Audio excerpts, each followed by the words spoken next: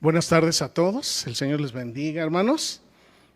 Gracias a la misericordia de nuestro Dios, estamos ya iniciando el mes de octubre 2023 y el tema en este año ha sido bástate mi gracia, porque mi poder se perfecciona en tu debilidad, en la debilidad de cada uno de nosotros, y la gracia del Señor es suficiente para los que le amamos con sinceridad, para los que le amamos con todo nuestro corazón, para los que lo hemos puesto en primer lugar en nuestra vida. Y en este mes el tema va a ser la gracia del arrepentimiento.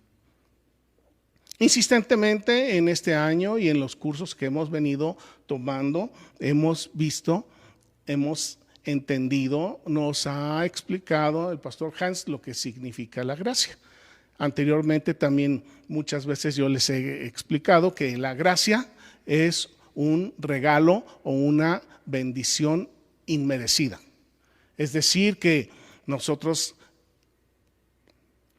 habiéndonos hecho acreedores a un castigo, Dios, en lugar de darnos ese castigo, nos da un regalo, una bendición que por supuesto no merecíamos. Esto es la gracia, y el arrepentimiento es justamente una gracia que viene de nuestro Dios. El arrepentimiento es un cambio de actitud, un cambio en nuestra forma de pensar, es un cambio de dirección en nuestra forma de actuar. Por tanto, el mensaje de este día es reconocer el pecado. Oremos. Padre, a esta hora venimos a tu presencia y venimos listos para escuchar tu palabra que es vida eterna, tu palabra que es la verdad, tu palabra que es lo que debería de regir nuestra vida y nuestros actos. Te rogamos, Padre, que hables a cada uno de nuestros corazones, que tu Espíritu nos guíe y nos dirija para atender a tu palabra, para deleitarnos en tu palabra, para vivir a través de tu palabra. Te lo rogamos en el nombre precioso de Jesucristo nuestro Señor. Amén. De manera que el arrepentimiento, este cambio de actitud, es un regalo de Dios para transformarnos, para hacernos diferentes. No es para hacernos menos malos, es para hacer que nosotros vivamos y seamos conforme al corazón de Dios, conforme a la palabra de Dios, conforme a la verdad de nuestro Dios. La gracia, así como el arrepentimiento, ambas se relacionan con la humildad. Para yo recibir un regalo inmerecido, necesito humildad, necesito querer recibir ese regalo.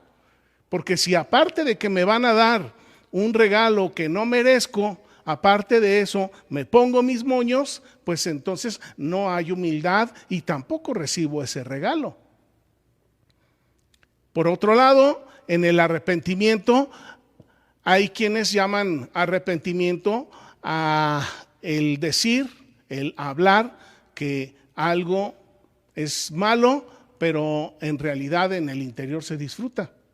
Y esto es una situación que está muy lejos de ser un verdadero arrepentimiento.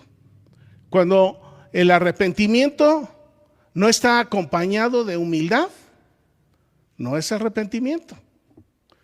Será quizás egoísmo, o será amor propio, o será cualquier otra cosa, pero no es un arrepentimiento sincero, ni es un cambio en nuestro corazón. Porque el arrepentimiento es algo que sucede en nuestro corazón. Es una gracia, es un regalo que Dios nos da y que nace, crece y da fruto en nuestro corazón.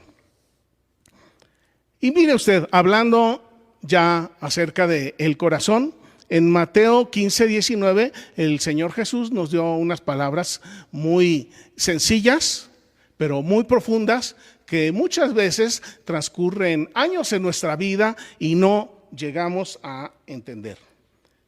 Mateo 15:19 dice así: del corazón salen los malos pensamientos, los homicidios, los adulterios, las fornicaciones, los hurtos, los falsos testimonios, las blasfemias. Mire usted la primera frase: del corazón salen los malos pensamientos. ¿De dónde salen nuestros pensamientos? Del corazón. Pero si no dijéramos el corazón, nosotros sabemos de dónde vienen nuestros pensamientos. Nuestros pensamientos proceden de nuestra mente. De nuestra mente proceden los malos pensamientos. De nuestra mente procede todo lo que aquí dice: homicidios, adulterios, fornicaciones, hurtos, falsos testimonios y blasfemias. Todo esto procede del pensamiento. De manera que entonces el pecado, antes de tangibilizarse, de hacerse materialmente con el cuerpo, primeramente nace en el corazón. El corazón es una fábrica de pecado. El corazón está manchado de pecado.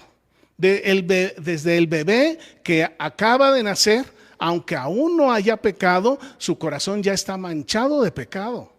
Y cuando crecemos, empezamos a practicar y cada vez más estamos haciendo uso de nuestro pensamiento, de nuestro corazón, y hacemos cosas como las que aquí describe el Señor Jesús. Vamos a ver algunos ejemplos en cuanto a el arrepentimiento. En primer lugar, y en esta primera predicación, en esta primera sesión relacionada con el arrepentimiento, con la gracia del arrepentimiento, todo este mes en los domingos vamos a estar hablando acerca del arrepentimiento. Lo primero que es necesario que consideremos es que es necesario que reconozcamos el pecado. Y es algo de lo que hemos venido hablando en el curso de la mañana: la gravedad del pecado, lo horrendo del pecado, las consecuencias del pecado. Pero lo primero que necesitamos es reconocer el pecado, es decir, tener conciencia de lo que nosotros mismos hacemos y que va en contra de la voluntad de Dios. Miren, vamos a ver un ejemplo, es el ejemplo de Saulo de Tarso, el apóstol Pablo, en Hechos 26:18.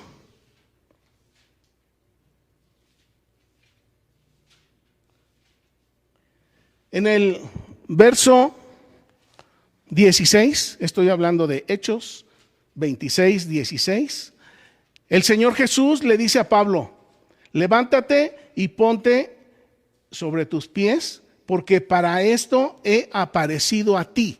¿Qué es lo que está diciendo el Señor Jesús? Que Él se apareció a Saulo.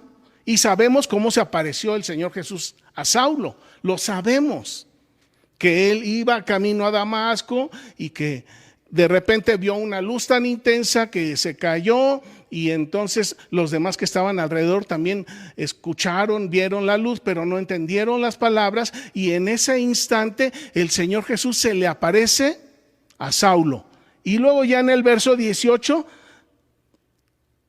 diría: me he aparecido a ti, por esto me he aparecido a ti, para que abras tus ojos, para que se conviertan de las tinieblas a la luz y de la potestad de Satanás a Dios, para que reciban por la fe que es en mí el perdón de pecados y herencia entre los santificados. Claro, aquí le está diciendo el Señor Jesús: yo me he aparecido a ti y tú vas a ser mi instrumento para que mi pueblo abra sus ojos, para que se conviertan de las tinieblas a la luz, de la potestad de Satanás a la potestad de Dios. La potestad de Satanás son las mentiras, es el reino de la mentira.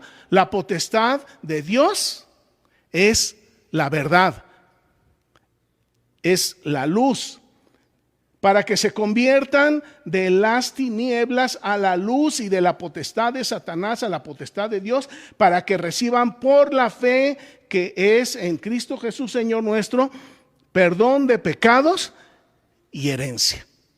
De manera que entonces reconocer el pecado implica que nosotros mismos reconozcamos que lo que nosotros hacemos no agrada a Dios, que reconozcamos que lo que estamos haciendo está infringiendo la palabra de Dios, reconocer que lo que hemos hecho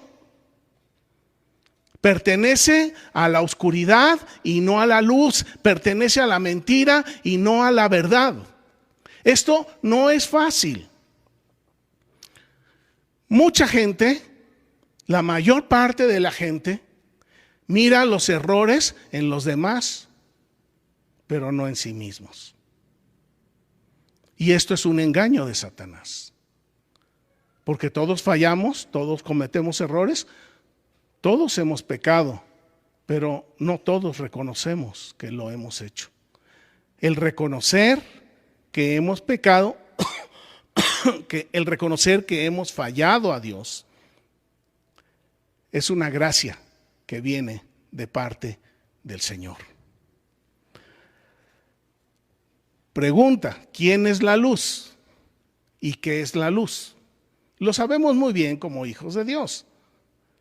La luz es nuestro Señor Jesús, y Él es el camino, y Él es la verdad, y Él es la vida. De modo que todo aquel que peca es porque está viviendo en la mentira. Asimismo se ha formado redes de mentiras. Y esas mentiras, a la larga, piensa que son verdades. Existió un hombre, su nombre es Joseph Goebbels, y él fue el ministro del programa de Hitler.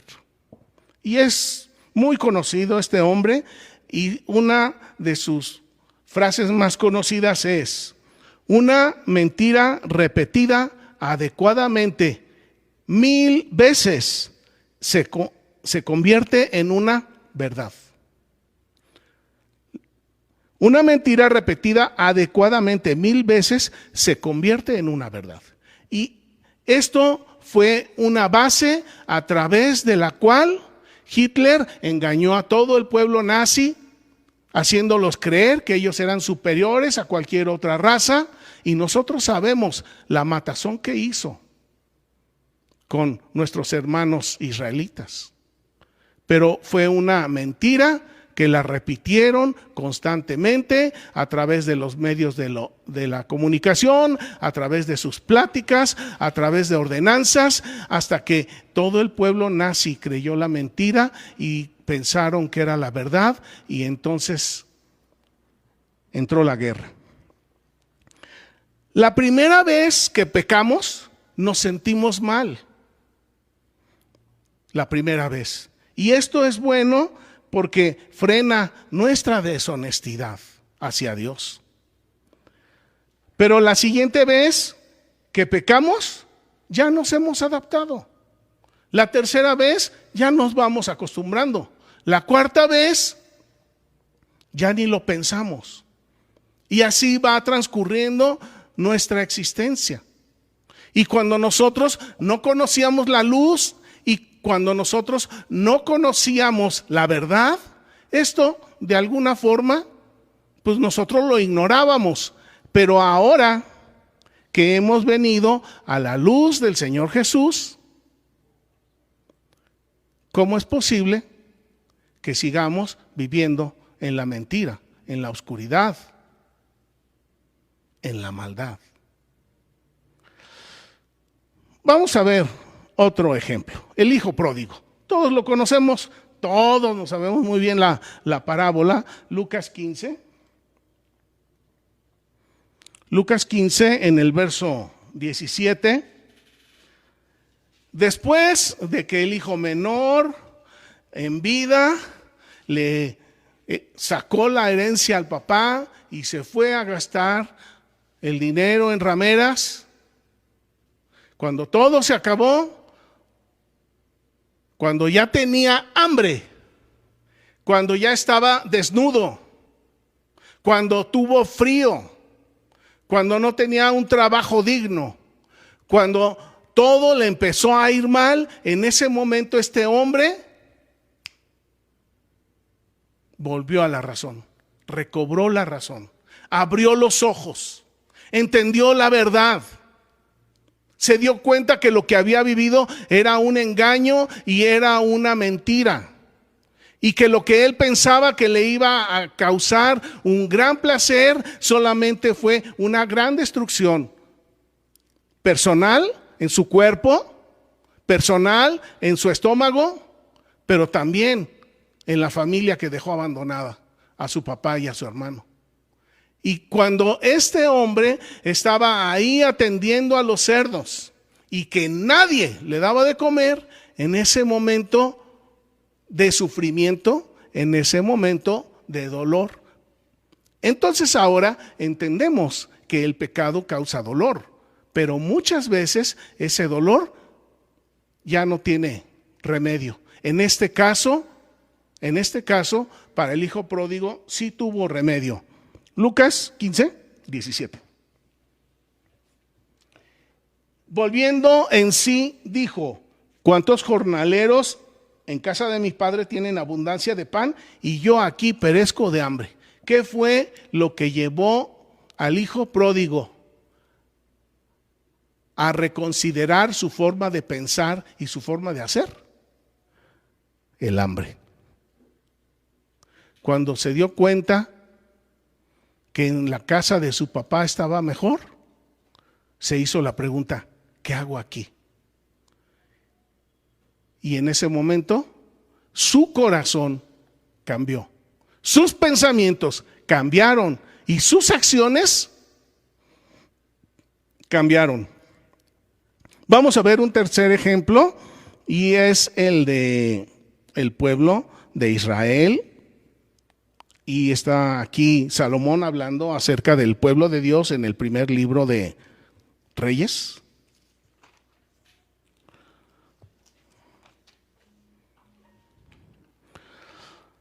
Primer libro de Reyes, capítulo 8.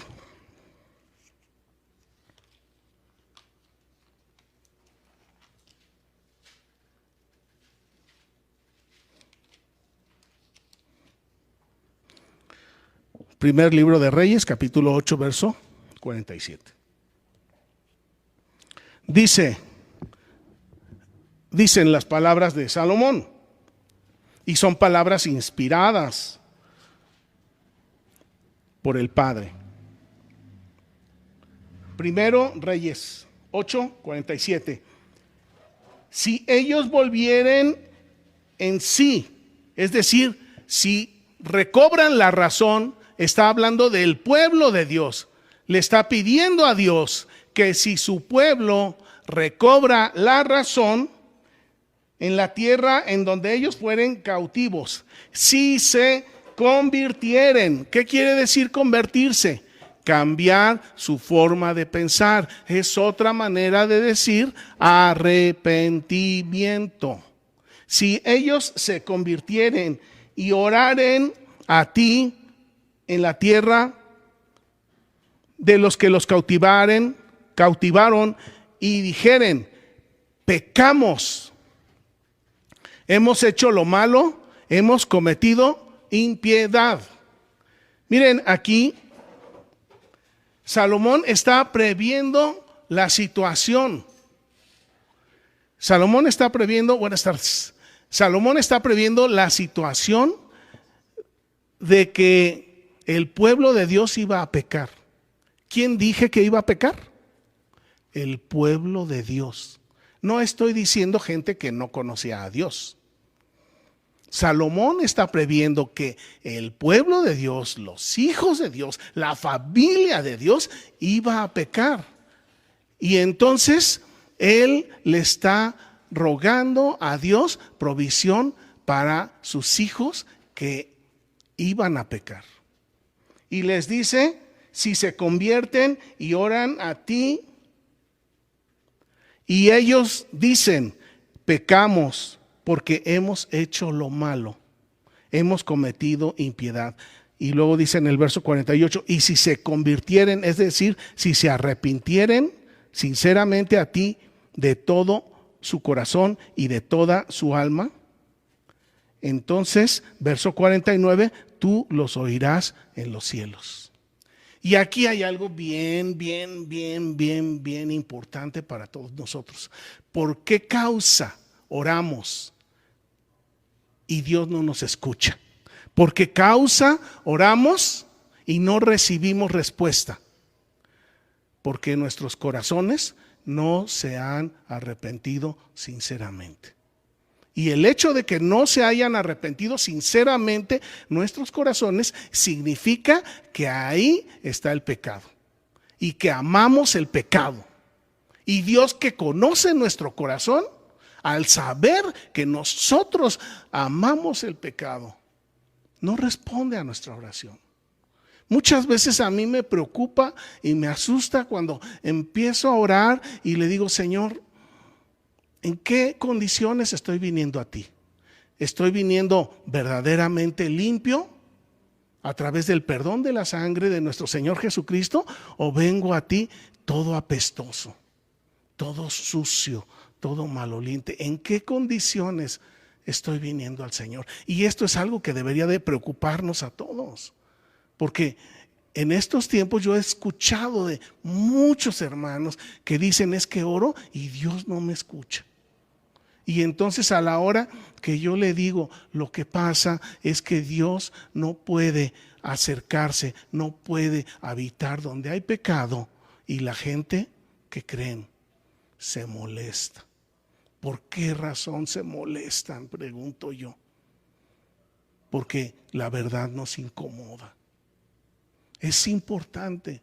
Si pasan los días, las semanas, los meses y nosotros oramos y no hay respuesta, quiere decir indudablemente que en nuestro corazón no hay pureza. Y la pureza no la hacemos nosotros, la pureza la hace el Señor Jesús. Bien, ahora el día de hoy estamos hablando acerca de la gracia del arrepentimiento. Y hablamos acerca de que nosotros reconozcamos el pecado. Pero también se puede hablar de que el pueblo de Dios a veces no reconoce el pecado. Así como el ejemplo que les platico de cuando me dicen, es que Dios no me responde a la oración, y yo le digo, pues lo que pasa es que hay pecado en tu vida, y entonces la persona se molesta. Eso más me da evidencia de que sí hay pecado. Y hay muchos hijos de Dios que dicen amar a Dios, que dicen respetar las palabras de Dios, pero que hacen lo que ellos quieren. Y entonces cuando oran, Dios no los escucha. Y cuando uno les dice cuál es la curación para la enfermedad, se molestan y se ofenden. Es como si yo me molestara de que el médico me da una determinada ampolleta para curarme. Y le digo, usted no sabe. Él estudió para ser médico. Él sabe qué medicamentos hay, Él sabe qué medicamentos son más potentes, Él está viendo mis síntomas y me dice, esto es lo que te va a curar. Y yo me doy la vuelta y le digo, estás loco porque no sabes. Aquí el que sabe soy yo. O sea, yo me constituyo a mí mismo en el que todo lo sabe, en el que soy el único que sé. ¿Y qué estoy desechando? En este caso del ejemplo, pues estoy desechando a un médico, pero muchas veces desechamos las palabras de Dios. Y también me he estado acordando mucho de una predicación que escuché de un predicador bien famoso, sale ahí en la televisión y tiene sus miles en el auditorio, y él dijo que el Señor Jesús nos dio el sermón del monte, no para que lo cumplamos, sino para que lo tengamos como un ideal que nunca vamos a cumplir. Y yo digo, no es posible, no es posible. Ahí claramente en Hebreos dice que sin santidad nadie va a ver al Señor. Claramente el Señor Jesús dice que el pecado en el pensamiento, aunque no haya sido ejecutado, es pecado. Y el que tiene pecado en el corazón no va a ver al Señor. ¿Cómo podría entonces atreverme a decir que el sermón del monte nada más es como para que lo tengamos ahí como una estatuilla? No es cierto. El que de nosotros no quiera vivir conforme a las palabras de Dios, estamos viviendo conforme a nuestras palabras. Y si estamos viviendo conforme a nuestras palabras, entonces debemos de tener cuidado, porque la vida en cualquier momento se termina y no va a haber oportunidad de arrepentirnos. Bueno, en este momento vamos a hablar acerca de negar el pecado. En el primer libro de Samuel, todos conocemos la historia de Samuel, también conocemos la historia del rey Saúl. También este es un pasaje muy duro, muy duro. Me acuerdo que yo estaba así más o menos del tamaño de Regis las primeras veces que me lo enseñaban y me daba miedo. Y ya después que crecí, me sigue dando miedo. Es primer libro de Samuel, capítulo 15.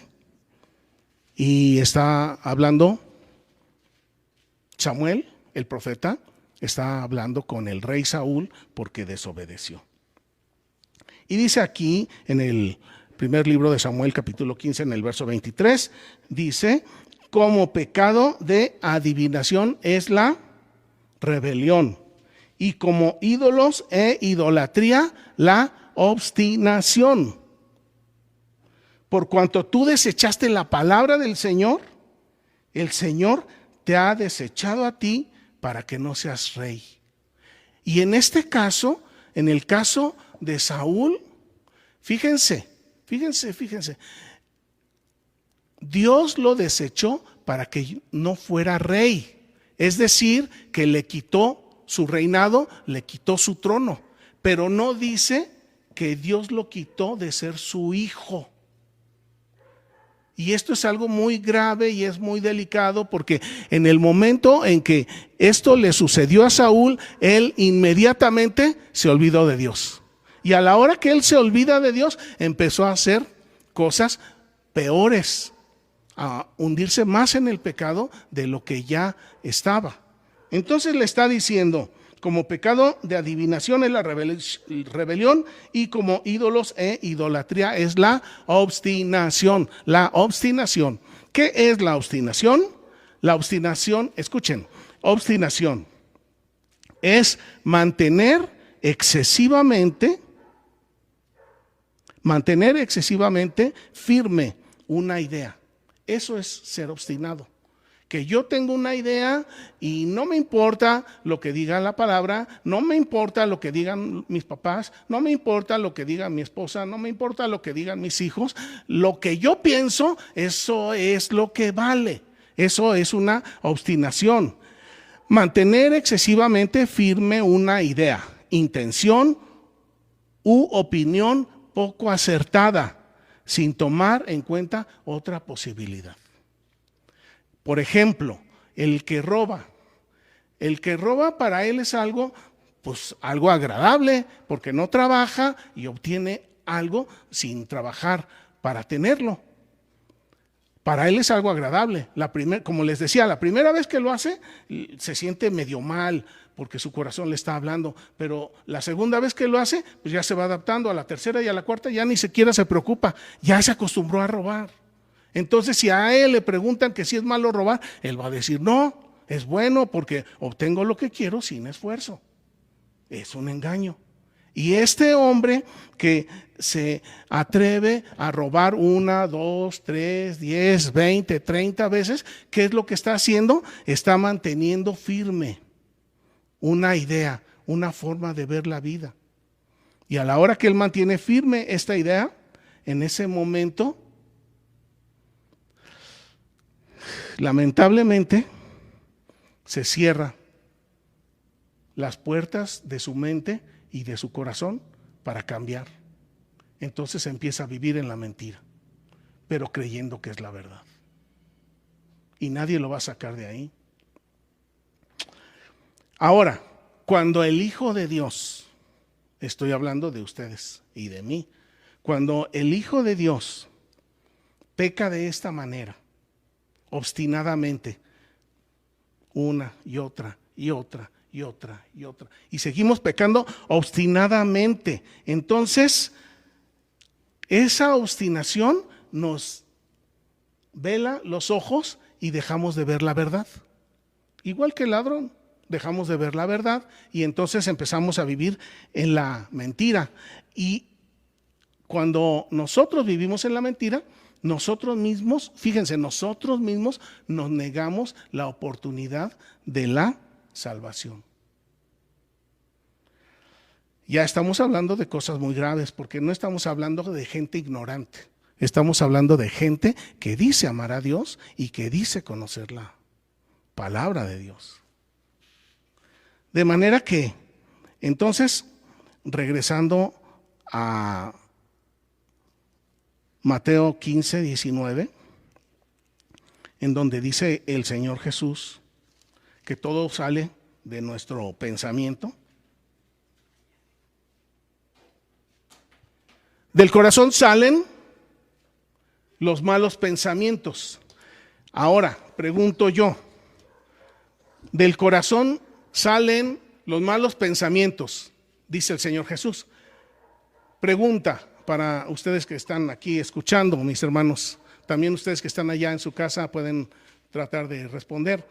Si del corazón, es decir, de nuestra mente, salen los malos pensamientos, ¿de dónde salen los buenos pensamientos? ¿De dónde saldrán los buenos pensamientos? Los buenos pensamientos salen de un corazón que ha sido regenerado por Dios.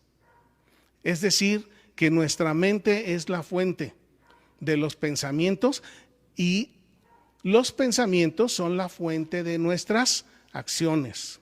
Cuando nuestros pensamientos son buenos, entonces las acciones son buenas. Pero si nuestros pensamientos son malos, entonces nuestras acciones serán malas. Ahora, ya nada más para terminar. En Hebreos 10, 26, dice unas palabras muy, muy, muy interesantes, muy importantes para los que amamos a Dios.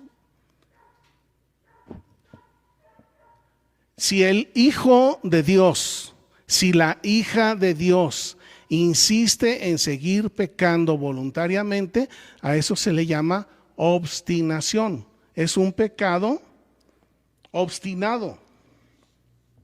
Es un pecado voluntario.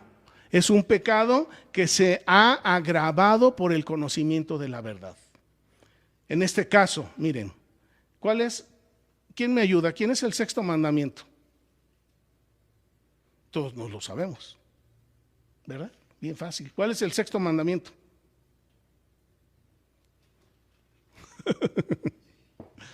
Sexto mandamiento, no matarás. Y esto lo encontramos en Éxodo 20, no matarás.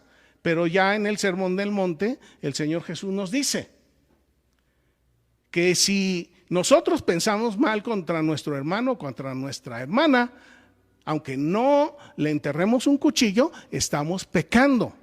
Y también dice que si le decimos tonto o fatuo a nuestro hermano o a nuestra hermana, dice que si nosotros le emitimos esas palabras y se las decimos al otro, nos hacemos acreedores ¿de qué? De ir al infierno. Cuando somos ignorantes, el Señor Jesús nos perdona. Él, a través de su sangre preciosa, nos perdona, nos limpia, para que cuando nosotros vayamos a orar, el Señor nos escucha y entonces recibimos la respuesta que estamos esperando de Él. Pero Cuando nosotros sabemos que Dios quiere que amemos a nuestros enemigos, es una de las pruebas más simples para el cristiano, el Hijo de Dios, porque el Señor Jesús nos dijo que amemos a los enemigos. Y a nosotros muchas veces nos vale y odiamos a los enemigos. ¿Por qué? Pues porque son enemigos. ¿Por qué? Porque no se merecen el perdón. ¿Por qué? Porque no se merecen el amor. ¿Por qué? Porque lo que hicieron merece ser castigado y merece ser vengado. Entonces estamos poniendo nuestra palabra, nuestros pensamientos, nuestras ideas, los estamos anteponiendo a la palabra de Dios. Y nos vale la palabra de Dios. Cuando nosotros, como hijos de Dios, actuamos de esta manera, miren aquí lo que dice Hebreos 10 en el verso 26. Dice, si pecamos voluntariamente, después de haber recibido el conocimiento de la verdad, es decir, si pecamos obstinadamente, si siendo hijos de Dios seguimos odiando a los enemigos, o si siendo hijo de Dios seguimos ofendiendo a nuestros hermanos. Dice, si pecamos voluntariamente, si pecamos obstinadamente, después de haber recibido el conocimiento de la verdad, ya no queda más sacrificio por los pecados. Ya no hay más sacrificio. Esto fue lo que le pasó a Saúl, porque Saúl desobedeció, le valió la palabra de Dios, le valió la palabra de Samuel, y él hizo lo que él quiso. Antepuso sus deseos, sus pensamientos a las palabras de Dios. Y entonces ya no hubo más remedio para él. Y todavía antes de ir a ver a la adivina de Endor, si él se hubiera humillado sinceramente de corazón, Dios lo hubiera perdonado y Dios lo hubiera rescatado. Pero él ya no quiso buscar a Dios. Vuelvo a la escritura, porque si pecaremos voluntariamente, después de haber recibido el conocimiento de la verdad, ya no queda más sacrificio por los pecados, sino una horrenda expectación de juicio y de hervor de fuego que ha de devorar a los adversarios. ¿Sabe para qué es el fuego del infierno? El fuego del infierno es para tratar de purificar un alma que no quiso purificarse en vida. Y hasta se me eriza la piel cuando yo pienso en estas cosas, porque el fuego del infierno es eterno. ¿Y por qué es eterno? Porque esos corazones no quieren ser purificados. Y como un corazón que no quiere ser purificado, pues aunque pasen 1000 años en el fuego de la purificación, él va a seguir en su obstinación. Ya no hay más sacrificio. 28, el que viola la ley de Moisés por el testimonio de 2 o 3 testigos muere irremisiblemente. ¿Cuánto mayor castigo piensan que merecerá el que pisotee al Hijo de Dios y tuviere por inmunda la sangre preciosa del pacto en la cual hemos sido santificados, e hiciere afrenta al Espíritu Santo de la gracia? Pues conocemos al que dijo: mía es la venganza, yo daré el pago. Y normalmente cuando nosotros, aún como hijos de Dios, queremos vengarnos de un enemigo, lo que estamos haciendo es tomarnos atribuciones de Dios. Es decir, que el lugar de Dios, que Él merece en nuestro corazón, nosotros lo tomamos en nuestra propia mano y nos convertimos en vengadores. Y cuando nosotros nos convertimos en vengadores, nosotros estamos rechazando la gracia del Señor Jesús. Estamos rechazando la sangre del Señor Jesús y estamos rechazando el perdón del Señor Jesús.